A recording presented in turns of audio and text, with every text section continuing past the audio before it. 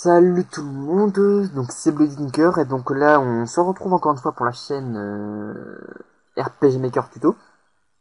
Bon, j'avais fait une vidéo il y a plusieurs mois et tout, d'ailleurs j'étais censé reprendre un moment, mais désolé, ça fait un gros manque de temps, puis après la reprise des vidéos sur la première chaîne et d'autres éléments, donc du coup je n'ai pas trop pu, voire pas du tout pu, comment dire, je n'ai pas du tout pu faire de vidéo. Et donc là, avant de commencer, j'ai déjà lancé le logiciel parce que bon, ouais, je sais, j'ai un petit fond d'écran creepy, mais bon, c'est pas grave, je trouve ça mignon. Donc voilà, donc le logiciel est lancé au cas où il y aura des âmes sensibles. Et donc, avant de commencer, donc pour pas mal de personnes qui voulaient alors, voulez-vous changer le jeu de couleurs pour améliorer les performances? Alors, on va activer le jeu de base, hein, on sait jamais. Donc voilà, désolé pour ce léger contretemps. Donc qu'est-ce que je disais? Oui. Donc pas mal de personnes m'ont demandé par MP2 maintenant où télécharger RPG Maker XP. Donc je vais mettre un lien dans la description, mais sachant que le lien que je vais mettre, ça va être le lien légal pour l'acheter. Pourquoi je dis légal? Parce que beaucoup de personnes téléchargent ce logiciel gratuitement, alors que normalement il ne l'est pas. Je sais plus combien il coûte, mais ce qui est sûr, c'est que le logiciel est payant et que tout lien gratuit est considéré comme piratage. Bon, je sais qu'on vous embête avec pas mal de trucs de ce genre-là et tout, mais si on regarde par exemple, je crois que c'était sur Oniromancy, je sais où il y avait quasiment tous les RPG Maker disponibles gratuitement. La dernière fois que j'y suis allé, les liens ont été retirés pour justement parce que illégal. Donc du coup, je ne vais pas prendre le risque de vous donner des liens de version crack. Je n'ai pas envie d'engager cette responsabilité. Donc du coup, je suis désolé de vous dire ça. Il va falloir soit vous débrouiller, soit je sais pas. Mais donc voilà, je préfère ne pas redonner de lien pour ces raisons-là. Donc là, nous allons tout de suite commencer. Donc par contre, nous allons devoir créer un nouveau projet, étant donné que comme vous voyez maintenant, je ne suis plus sous Vista mais sous Windows 7. Et donc du coup, je n'ai plus rien de lancé. Donc pareil, tout ce que j'avais préparé comme base pour le jeu que j'avais prévu qu'on programme ensemble, a disparu. Donc pas grave. Donc on va quand même reprendre ce que j'avais marqué pour le titre du jeu, c'était Magnitude 9. D'ailleurs, il reste une trace de Magnitude 9 sur le tube, c'était sur la chaîne de la Virgin Team, donc ma petite équipe avec qui avec qui je fais Pokémon version Virgin, qui aurait été un de nos autres projets avec celui-ci. Donc voilà, donc revoici l'interface, je ne vais pas la expliquer étant donné que je l'ai déjà fait dans un précédent tutoriel. Et donc là tout de suite nous allons réattaquer sur une grosse partie du jeu qui est la base de données. Donc là c'est la petite icône là je crois que j'avais déjà montré dans l'interface, celle qui est à côté du dossier où ça montre une petite fenêtre. Donc nous allons allier classe, compétences, objets, armes, armure, ennemis, groupe, statut, animation, tileset, événements communs et système. Nous allons tout de suite commencer par système. Parce qu'il n'y a pas... C'est ici qu'on va commencer à modifier tous les éléments pour le jeu. Donc dedans j'ai prévu à ce qu'au départ on commence par un seul héros. Qui plus est une héroïne. Donc du coup l'équipe de combat on va devoir la modifier. Donc c'est en fait l'équipe de départ, c'est ceux qu'on a dès qu'on lance le jeu en fait. On commence directement par 4 personnes, mais ceci, donc voilà, comme je l'ai fait, avec le clic droit, ou en raccourci supr ou entrée, on peut soit les modifier, soit les supprimer. Ici on va les supprimer. Et si on veut les modifier, on appuie sur entrée comme ici, il propose dans la liste des personnages qui ont déjà été faits. Et donc, donc là, je vais faire un petit peu dans le désordre. Ça va être un gros mélo. J'espère que vous allez vous y retrouver. Sinon, vous me le dites et je referai cette partie du tutoriel. Donc voilà. Donc là, pour modifier les alliés qu'on a dès le départ, quoi, on peut aller dans alliés. Donc ici, nous avons toute la liste des personnes qui avaient déjà été faites. Donc les personnages de base, ce sont Arch, Basile, Cyrus, Mélodie, Estelle, Félix, Gloria et Hilda. Si on veut avoir plus de personnages proposés, donc qu'il y aurait énormément de personnages dans le jeu qui seront incarnables, on peut modifier la quantité, hein, comme vous voyez. Donc c'est dans modifier maximum qui est en dessous. Donc là par exemple je vais mettre 25, même si à la base il n'y aura pas 25 héros. Donc voilà, leur apparence, qui sont les caractères, qui pareil seront modifiables par la suite. Je vous montrerai ça lors du prochain tutoriel, qui concernera l'importation et l'exportation des ressources. Donc là vous avez déjà tous les caractères qui sont déjà disponibles avec le logiciel, qui passe en base. Donc là, on va essayer de trouver une jolie petite fille, hein, étant donné que l'héroïne est une fille. Donc, casque magnitude 9, je vais vous mettre pareil dans la description l'histoire et en quoi le jeu va consister. Mais là, en fait, on va faire comme si qu'on programmait magnitude 9 avec les ressources, sauf qu'on a rien du tout, et que je profiterai du prochain tutoriel pour tout mettre. Donc, on va mettre un mage en attendant. Et en fait, ça, c'est l'apparence en combat. Pareil, hein, ils sont tous ici. Mais ça, par contre, c'est un truc que je n'apprécie pas trop. Vous verrez ça si plus tard si je fais un test de combat. Mais vous verrez que c'est pas trop appréciable. Donc là, nous avons les classes paladin, lancier, guerrier, voleur, chasseur, artilleur, prêtre et mage. Donc ça, c'est modifiable dans la partie classe, qui est ici, où là on peut les modifier, les créer, etc. Avec toutes les armes qui peuvent être équipées, donc les armes qui sont modifiées dans la partie armes. Mais bon, pour l'instant, je ne vais pas m'y attaquer, c'est juste pour vous montrer où se modifient les classes, hein. Par exemple, le paladin, on peut l'appeler, je sais pas, attends, que je regarde vite fait ce que propose RPG Maker. Donc, lancier, guerrier, prêtre, mage, artilleur. Ils ont pas d'archi, donc voilà, pas grave. On va changer le voleur en humain. Parce que bon, ce sera quand même la seule classe du jeu, quoi, une classe humain, même si après ça variera selon les humains qu'il y a, mais bon, pour l'instant on va juste mettre humain. Donc appliquer, hein, pour modifier les modifications, faites-le souvent. Parce que des fois on appuie sur OK, ça risque à ce qu'il n'y ait rien eu de modifié. Donc vous aurez tout à recommencer. Donc là par exemple, on va juste lui mettre un... Je vais changer l'arme équipe, il n'arrête pas, mais franchement ça qu'il puisse avoir un marque en fer. Et puis voilà, donc là, en dessous dans l'évolution, c'est les compétences qu'il peut avoir. Donc Poison Hedge, Eagle Claw, Illusion, Deadly Dance. Ce sont des attaques spéciales, hein, comme d'autres. Donc voilà, ça c'était pour la classe. D'ailleurs, on va remettre une main pour celui-ci. Donc le nom du héros, hein, c'est Melaï, ici. Oui, c'est tout droit inspiré de Tokyo Magnitude 8.0, le scénario. Hein. J'espère que vous avez lu avant. Donc ça, c'est un truc que je ne vais pas trop y... Enfin, pas que j'ai pas trop touché, mais bon, c'est le... Donc ici, c'est la courbe d'expérience, comme vous pouvez le voir. Donc en fait, ça définit à... Enfin, ça définit à partir de combien de points d'expérience on arrive à un autre niveau. Et ça s'arrête jusqu'au niveau 98. Donc l'inflation, hein, c'est... Je crois que c'est... Donc c'est les points qu'on ajoute à chaque fois là pour que ça devienne... Enfin, pour monter le niveau, hein. Mais je sais plus trop exactement comment fonctionnent toutes ces choses-là. Moi, j'ai toujours préféré laisser de base, hein, pour éviter de trop y toucher. Et donc là, c'est caractéristique PV max, PM max, force, dextérité, agilité. Et donc ça, en fait, c'est pour varier les personnages. Par exemple, si on veut faire un gros tank et tout, on peut mettre, on peut changer les courbes, hein, soit ils prédéfinissent des courbes, soit on peut directement créer la sienne. Hein, il suffit de prendre la souris comme je le fais et hop, par exemple comme ça. Hein. Mais ça, ce sera une courbe trop cheatée en HP. Hein. Donc voilà, par exemple, si on veut faire une personne qui a très peu d'HP, soit... attendez, par contre, il faut que la courbe soit toujours croissante, sinon, vous... soyez pas étonnés si vous voyez que votre personnage a de moins en moins de PV au fur et à mesure. Donc voilà, on peut générer des courbes, hein, pour que soit...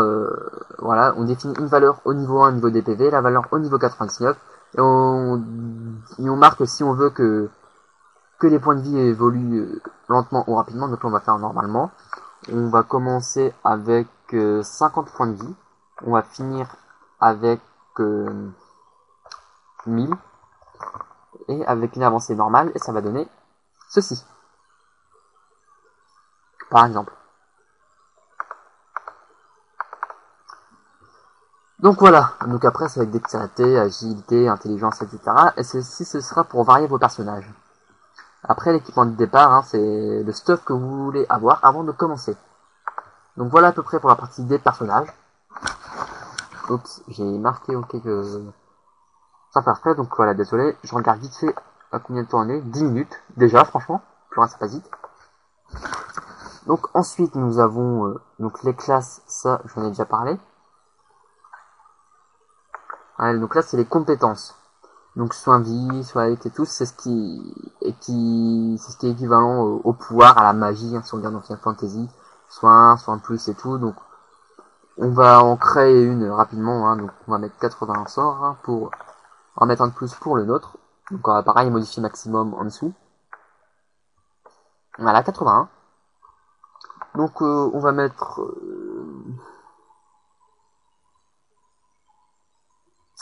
qu'est-ce qu'on va pouvoir mettre comme nom? Attends, donc cible, disponibilité, on va mettre toujours, par exemple, animation sur la cible, ça on va pas trop en mettre, élément commun, il y en a pas encore.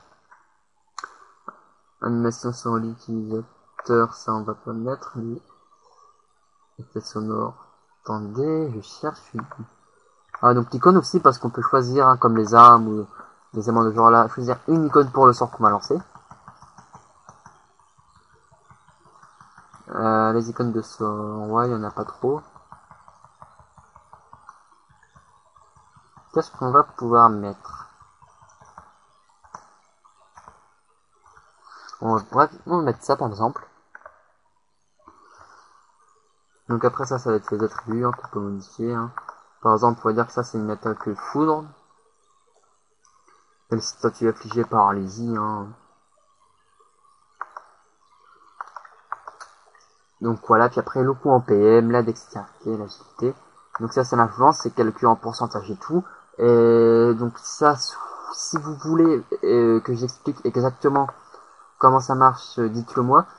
Je referai un tutoriel exclusif avec tout ce qui est au niveau des variations, des attaques et tout. Parce que si j'explique comme ça va être très vite gonflant, hein, c'est le cas de le dire. Donc ouais, on va mettre un nom vite fait, un Fatal Foudre.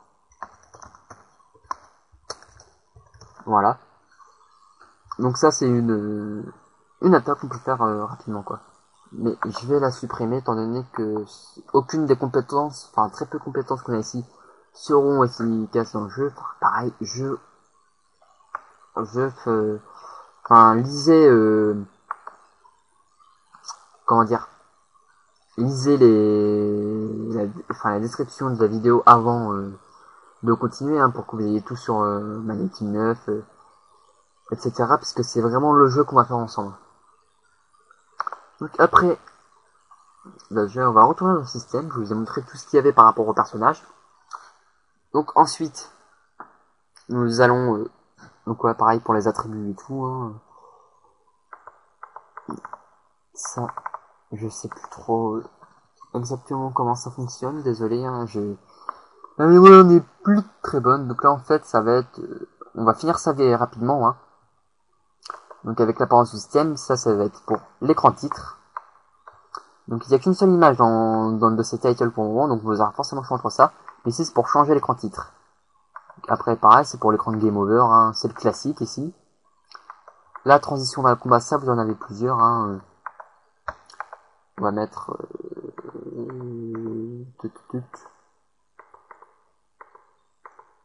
Qu'est-ce que... Ou allez, on va mettre ça. Juste pour montrer, hein. Après la couleur des fenêtres, pareil, vous en avez qu'une seule, mais vous pourrez trouver d'autres sur internet ou les créer vous-même. Donc après c'est les musiques. Donc déjà, je vais vous dire quelque chose, à mon avis, le logiciel possède déjà de très très bonnes musiques, rien que comme ça quoi. Mais après, si vous voulez créer vos propres musiques ou en importer, vous pourrez. Et ça par exemple, là-ci, ce sera pour choisir la musique d'écran titre. Je vais essayer de retrouver celle de Magnitude 9. Excusez-moi si ça va prendre un petit peu de temps.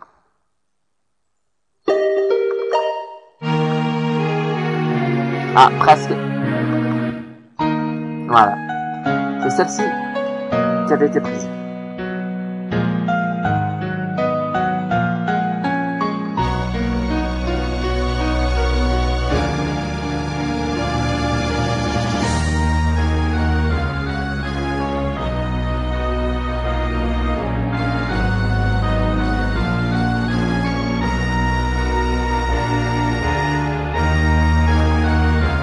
musique assez, disons, musique badante, j'ai envie de dire. Attendez, je baisse le son. On va servir d'argument de c'est pour ça. Même si ça va influencer sur le volume de la musique de l'écran titre après. Mais c'est juste pour qu'on puisse s'entendre un petit peu. Et je vais mettre une bonne musique, tiens, pour continuer le tutoriel, ça évitera de vous endormir. Oui, oui, je vous vois. Hein.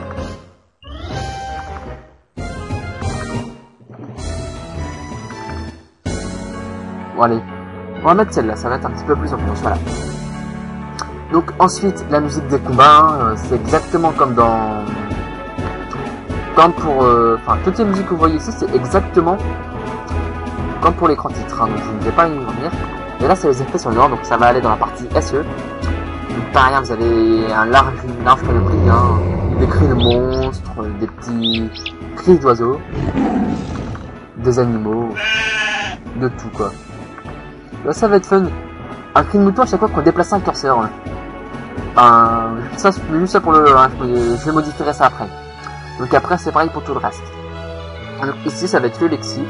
Donc comme vous voyez, j'ai pas trop besoin d'expliquer. Donc PV pour les points de vie, PM pour les points de magie, force pour la force, etc. Et pareil, si vous voulez changer la monnaie, c'est ici.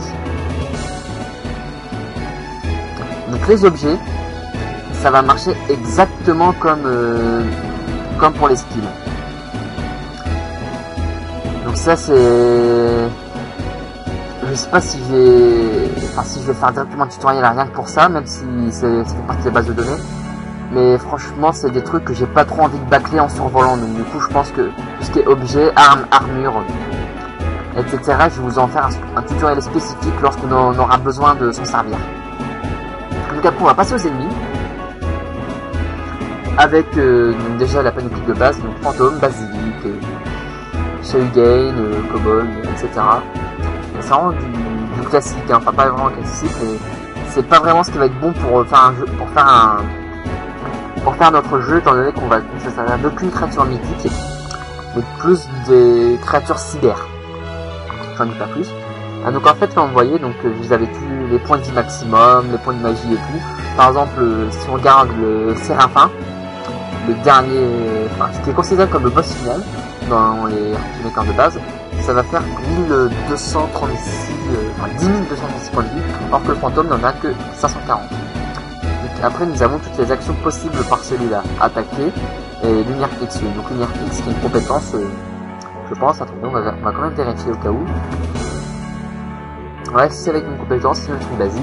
Et ce qu'il peut faire à chaque tour, hein, au niveau des PV, activer des interrupteurs à chaque fois qu'il y a un tour, et la priorité des attaques. Par exemple, là, l'attaque lumière X, on peut faire en sorte à ce qu'il se supercité et qu'il utilise quasiment tout le temps, enfin, prioritairement cette attaque.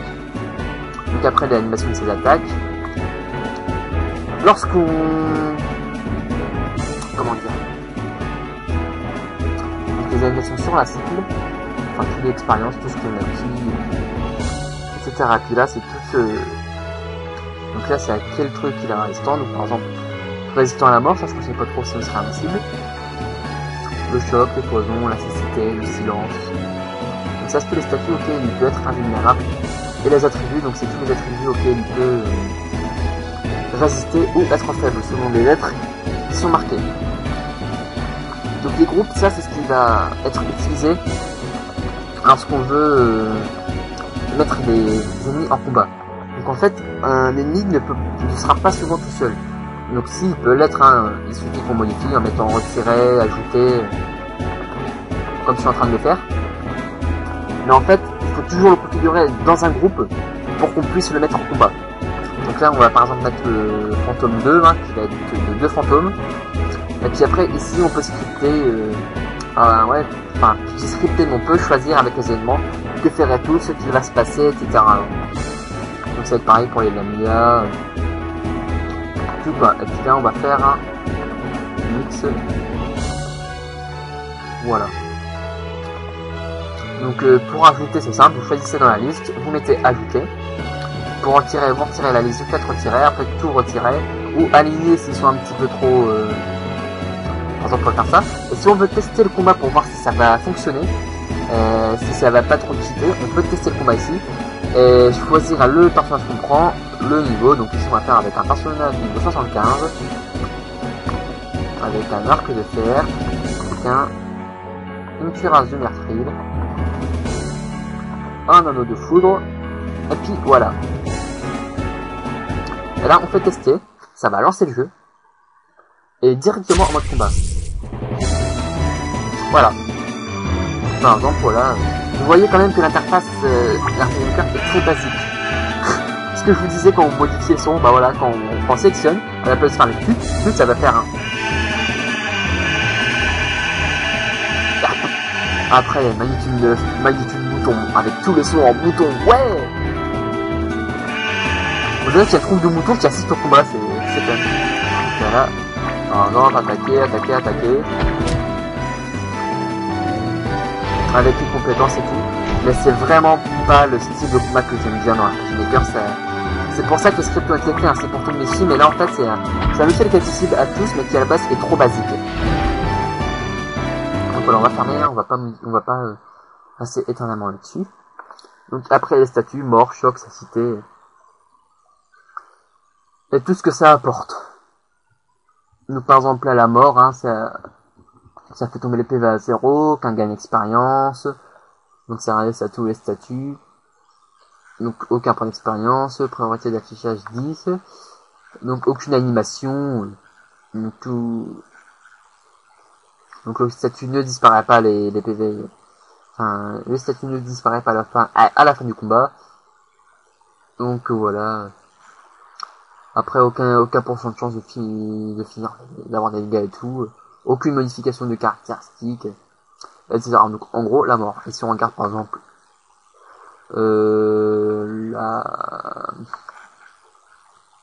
la confusion, l'animation de confusion, le statut disparaît à la fin du combat, 50% de chance d'attaquer, à chaque damage subi, 25% de chance.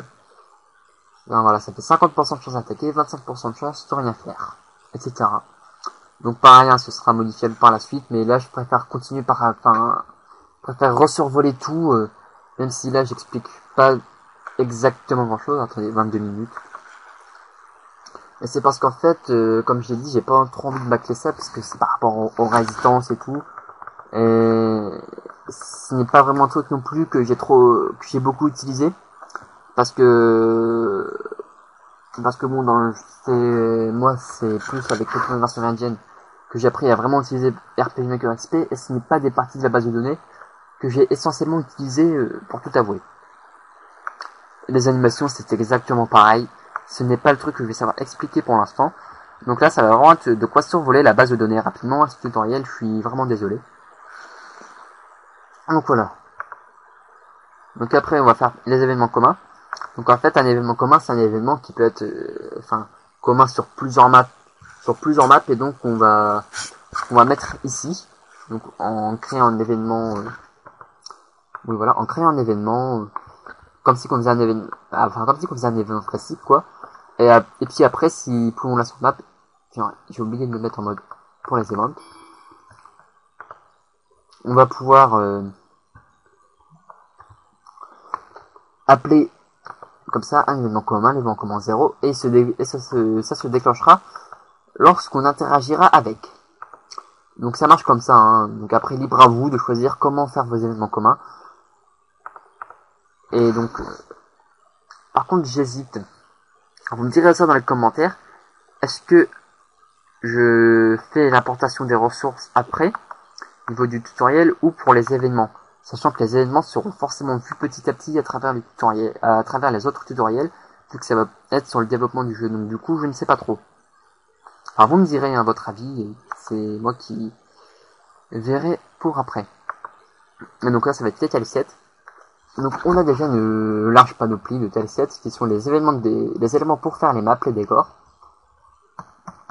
Donc c'est indispensable hein, pour mapper et tout faire. Donc vous pouvez soit en choisir dans ceux de base, soit les modifier. On les modifiera comme je l'ai dit, je vais pas garder beaucoup en base. Et puis par rapport à ça, donc on a par exemple des X, des O, des carrés. Donc ça en fait, donc le carré je ne sais plus trop, le O donc le rond, on peut marcher dessus, le X on ne peut pas marcher dessus. Donc ça c'est dans la partie passage global, c'est là où on peut passer ou là où on ne peut pas passer. Mais en fait le carré je crois que vu que c'est un autotile, donc un autotile c'est une sorte de tile 7, mais en fait quand on l'étend il se Attendez, je mettrai, voilà. En fait, au début, tu le vois en taille 7, il est comme ça. En fait, après, ça va s'étendre en grand carré comme ça. Et y mettre un sol, donc en gros, comme si on faisait une petite salle, quoi. Et donc en fait, le petit carré, ça veut dire que les contours seront bloqués, mais pas à l'intérieur. Donc ça, c'est pour les passages globaux. Donc une croix, on peut pas passer, un rond, on peut passer, le carré, on peut pas passer dans le contour. Après, passage 4 directions. Donc ça, en fait, ça va définir les directions qu'on peut emprunter ou qu'on ne peut pas emprunter. Donc par exemple, si on veut, je cherche un bord de mur, si c'est possible. Non, il n'y a pas, par exemple, les petits morceaux de pont qu'on voit ici.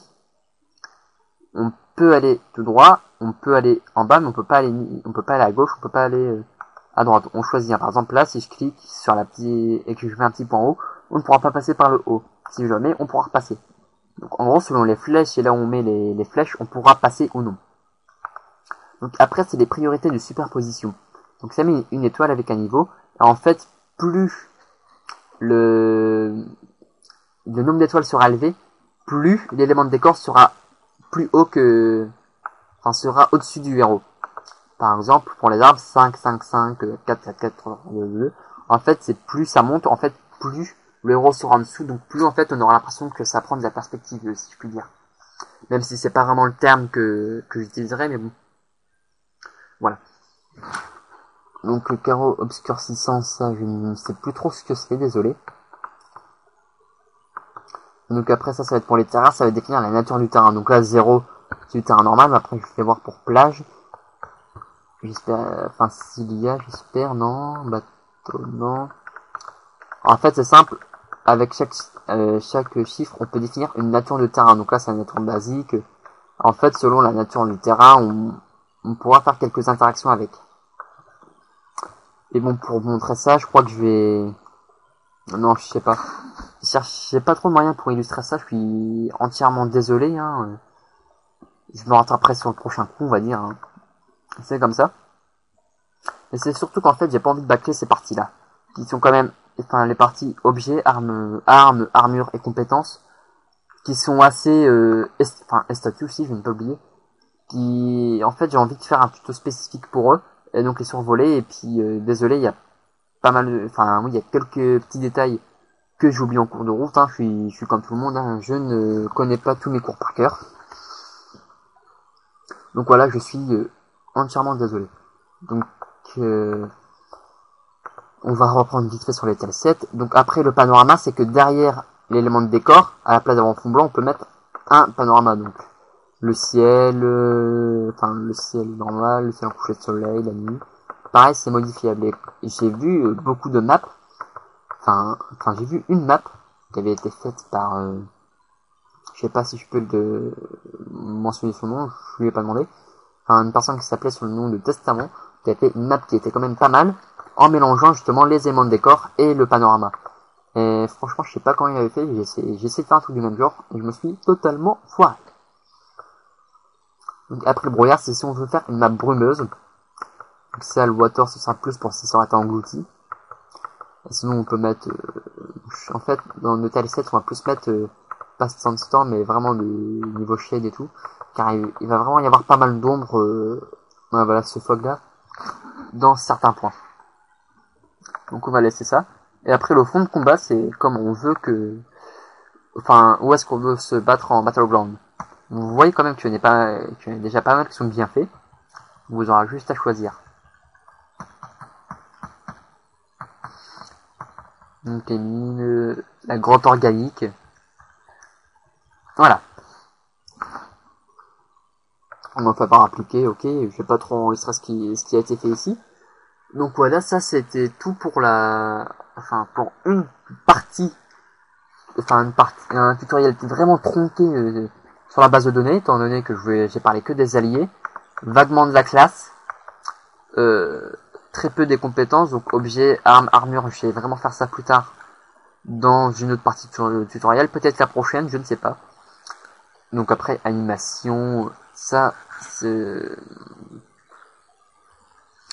ce n'est pas un truc que je maîtrise, donc je ne vais pas vous en parler pour le moment. Donc après, je vous ai parlé quoi, les statuts fondants, donc les groupes, les ennemis, ça c'est bon, hein, je vous ai expliqué rapidement. Système, ça, je pense pas que j'y revenir là-dessus. Donc voilà. Donc c'était tout. Donc là, je vais vous... Donc dans la description, vous aurez la description rapide de Magnitude 9. Donc vous aurez aussi le lien vers l'écran de titre qui avait déjà été fait. Excusez-moi. Donc, et puis après, vous me direz déjà ce que vous avez pensé de ce tutoriel. Moi, franchement, je pense pas que qu'il soit très très bon. Même si j'essaie d'expliquer de la meilleure manière possible. Et puis après, donc, ce que vous préférez, si vous voulez que je fasse un tutoriel sur les événements, ou qu'après on commence directement l'importation des ressources pour commencer le plus rapidement le projet qui est Magnitude 9. Donc voilà, c'est tout. Donc je vous dis au revoir et à la prochaine.